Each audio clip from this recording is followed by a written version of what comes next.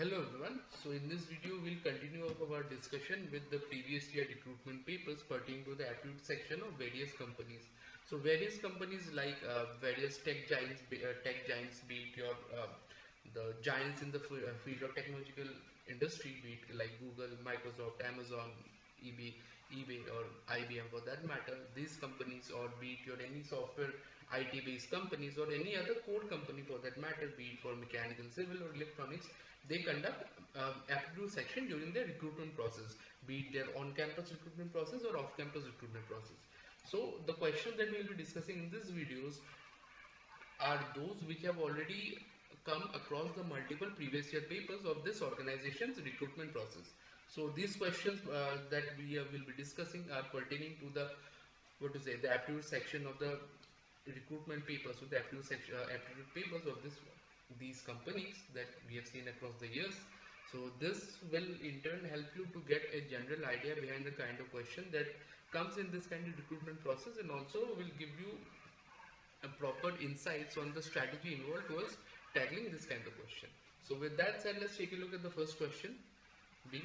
Renuka and Sapna invested in a partnership business. Okay. Renika invested 70,000 for 8 months. Sapna invested 84,000 for 10 months. Out of the profit of rupees 6140, what is Renika's share? So again, this is a partnership and time kind of question. So here, profit ratio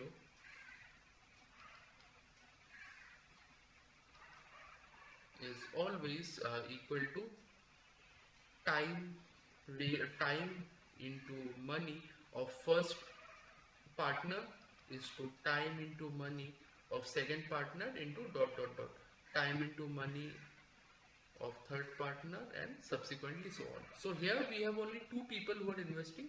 So basically profit ratio will be time of Renuka into money of Renuka is to time of Sapna into money of Sapna. Okay. So which in turn will be time of Renuka. Renuka invested for 8 months. She invested 70,000. And Sapna invested 84,000. And she invested for 10 months. Okay. So let's try and solve the same.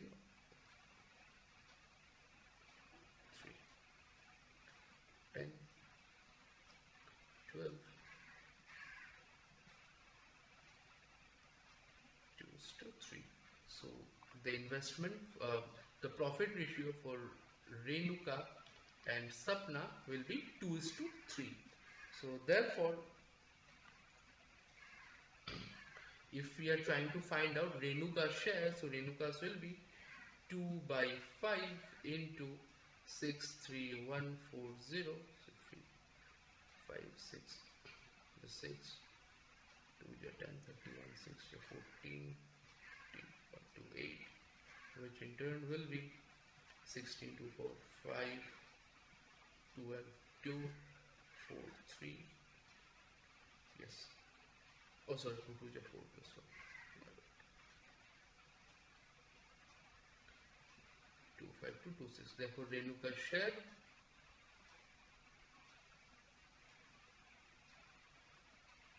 rupees 256.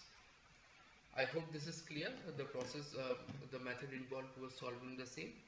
So with that said, let's move to the second question.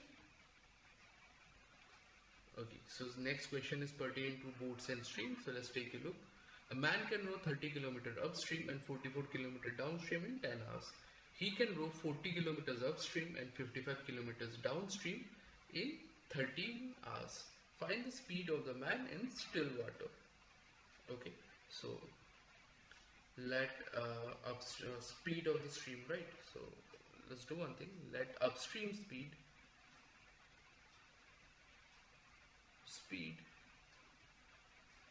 be u and downstream speed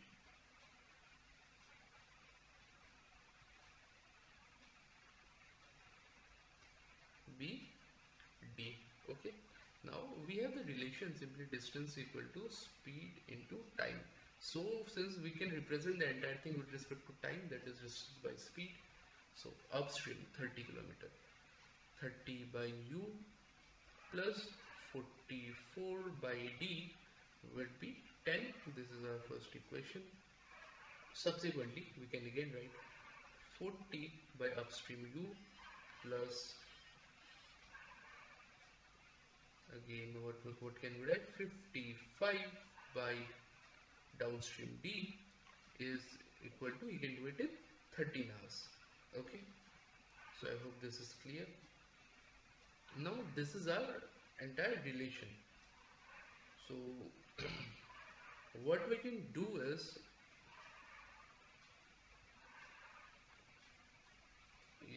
suppose let us assume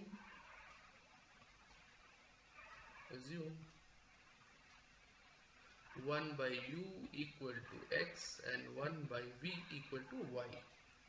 Okay, so 30X plus 44Y equal to 10. We can write, say this is 3.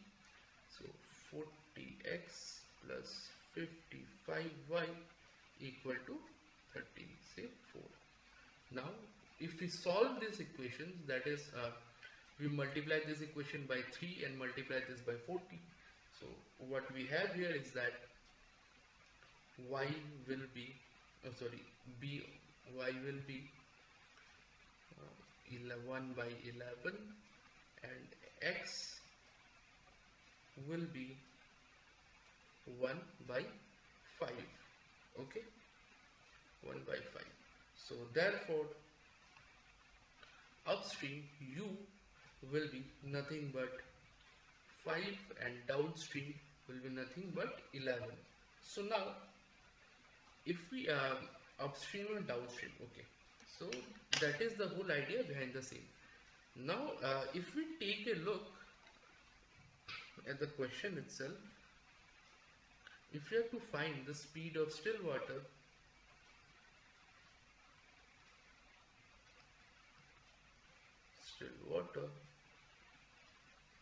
we know upstream is given by speed of boat minus speed of stream, and downstream is again given by speed of boat plus speed of stream. Okay, so if we add both upstream and downstream, say U plus D, so what we have here is that B minus S plus B plus S. Okay, so in addition we actually cancel out the speed of stream in general.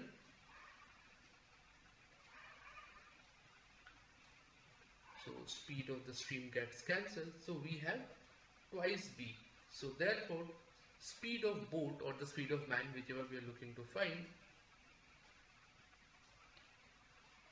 it can be written by U plus upstream plus downstream by 2, that is 5 plus 11 by 2, that is 16 by 2 will give us 8 km per hour, which is our answer. So I hope this is clear to you how we came about with the solution of the same. It was a simple matter of substitution and solving equations. So with that said, let's move to the next question. Okay, so the third question that we have is pertaining to mixture and alligation pertaining to metals. So let's take a look. An alloy containing brass, iron, zinc in the ratio 2:3:1, and another contains iron, zinc and lead, okay, in the ratio 4:5:3. If equal weight of both the alloys are melted together to form the third alloy, what will be the weight of the lead in the new kg of alloy? Okay, so say this is alloy A, say this is alloy B. Okay, so what will the weight of the lead per kg? Okay, weight per kg.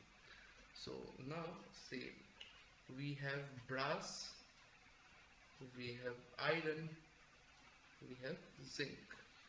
Okay, and similarly we have iron, we have zinc, we have lead. Okay, I'm using the scientific names, so that's my habit, so you can write it in any other form as well.